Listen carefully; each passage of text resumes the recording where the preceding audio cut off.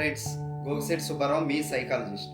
ఇవాళ మనం చెప్పుకునే టాపిక్ మెయిన్గా ఏంటంటే చాలామంది మనల్ని ఎవరు నెగిటివ్గా అనుకోకూడదు, మనల్ని అందరూ మంచి అనుకోవాలి. నేను ఎవరేది అడిగినా నేను చెయ్యాలి, నేను పాజిటివ్గా ఉండాలి, వాళ్ళు ఏది అడిగినా నేను సహాయం చేయాలి, లేదనకూడదు అని చాలామంది ఈ అలాగే ఫీల్ అవుతూ అలాగే ప్రవర్తిస్తూ ఉంటారు. అయితే పైకి ఇది చెప్పుకోవటానికి అనుకోవటానికి బాగున్న లోపల చాలా సఫర్ అవ్వాల్సి వస్తూ ఉంటున్నాను. ఎందుకంటే రీసెంట్గా నా దగ్గర ఒక క్లయింట్ వచ్చి ఈ ఇంచుమించు 35 to 36 ఇయర్స్ ఏజ్ అనమాట.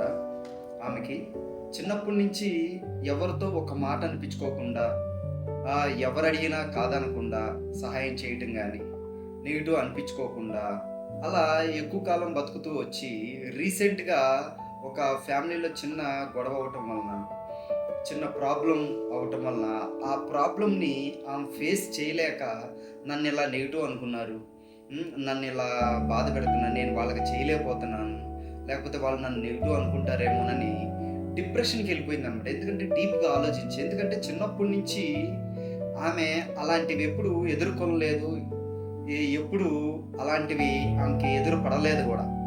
ఎందుకంటే ఆమె ఏదనుకున్నా ఎదుటి వాళ్ళు నన్ను నెగిటివ్ అనుకోకూడదు అని చెప్పేసి, ఆమెకి నచ్చకపోయినా ఇష్టం లేని పని కూడా వాళ్ళకి కావాలని చెప్పేసి, వాళ్ళకి అవసరం అని చెప్పి చేస్తూ వచ్చిందన్నమాట. అయితే దానివల్ల కొన్నాళ్ళకి బాగానే ఉంది, కానీ ఈ పెద్ద మ్యారేజ్ అయ్యి పిల్లలు పుట్టి, పిల్లల తర్వాత మళ్ళీ అత్తమామల్ని అమ్మ నాన్నని చూసుకునే టైం వచ్చేసరికి, కొన్ని ప్రాబ్లమ్స్ వచ్చేసరికి అందరికీ నచ్చే విధంగా మనం ఉండలేము అనేది అప్పటికి తెలుసుకుని ఇప్పుడు రియలైజేషన్కి వచ్చిందనమాట. ఎందుకంటే ఇది రావటానికి ఎంతో డిప్రెషన్కి, యాంగ్జైటీని గురయ్యి, ఎంతో తపనకి, ఎంతో ప్రాబ్లం ఫేస్ చేస్తూ ఎంతో లోపల ఇన్నర్గా సఫర్ అయిందనమాట. ఆ సఫర్ అయినప్పుడు మా దగ్గరకు వచ్చినప్పుడు కొన్ని కౌన్సిలింగ్స్, థెరపీస్ ఇచ్చిన తర్వాత ఆమె ఇప్పుడు నార్మల్ అయ్యి, ఓహో అందరూ మనకు నచ్చినట్టే ఉండరు, మనం అందరికి నచ్చినట్టు ఉండలేము అనేది ఆమెకు అర్థమయ్యి, ఇప్పటి నుంచి ఆమె బాగా క్లోజ్ ఉన్న వాళ్ళ వరకు, దగ్గర ఉన్న వాళ్ళ వరకు, రిలేషన్షిప్లో ఉన్న వాళ్ళంతవరకు హ్యాపీగా ఉండటం, వాళ్ళకి నచ్చినవి చేయటం కానీ, వాళ్ళకి నచ్చిన విధంగా మనం ఉండేటట్టు కానీ, కొన్ని నచ్చకపోయినా మనం ముందుకెళ్ళేటట్టు కానీ అవి మార్చుకుని కొన్ని నచ్చే విధంగా చేయటం, నచ్చని వదిలేయటం, అలా కొన్ని ఎదుర్కొని నెగిటివ్లు కూడా ఎదుర్కొన్నప్పుడు ఆమె మనసు ఏమైందంటే నార్మల్ స్టేజ్కి వచ్చిందన్నమాట. ఎందుకంటే అప్పటి వరకు ఆమె ఏంటంటే, నేను అందరికీ నచ్చే విధంగా, అందరికీ నేను ఇష్టపడే విధంగా ఉండాలి అని ఒక ఇమాజినేషన్లో బతికిందన్నమాట. దానివల్ల ఆమె మానసికంగా చాలా సఫర్ అయిందన్నమాట. కాబట్టి ఇలాంటి వాళ్ళు మన సమాజంలో కూడా చాలామంది ఉంటూ ఉంటారు. కాదనలేక, వద్దనలేక, ఇలాంటివన్నీ అనుకోవటం వలన అందరితో మంచి అనిపించుకోవాలి, అందరూ మనల్ని ఇష్టపడాలి, అందరికి నచ్చినవే చెయ్యాలి, అందరూ మనకు నచ్చినట్టు ఉండాలి అని ఇట్లా రకరకాలుగా అనుకుంటూ మానసికమైన సైకలాజికల్ ప్రాబ్లం ఫేస్ చేస్తూ ఉంటారు.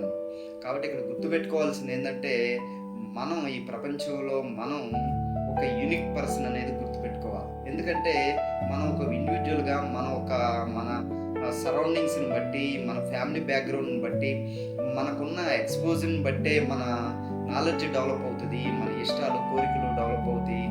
మనం ఒక రకంగా అందరిలో కన్నా డిఫరెంట్గా మనం ఎదుగుతూ, సైకలాజికల్గా స్ట్రాంగ్ అవుతూ, సైకలాజికల్గా మనం స్టెబిలిటీని తెచ్చుకుంటూ ఉంటాం అన్నమాట. అయితే అందరూ ఒక రకంగా ఉండరు అనేది తెలుసుకోవాలి.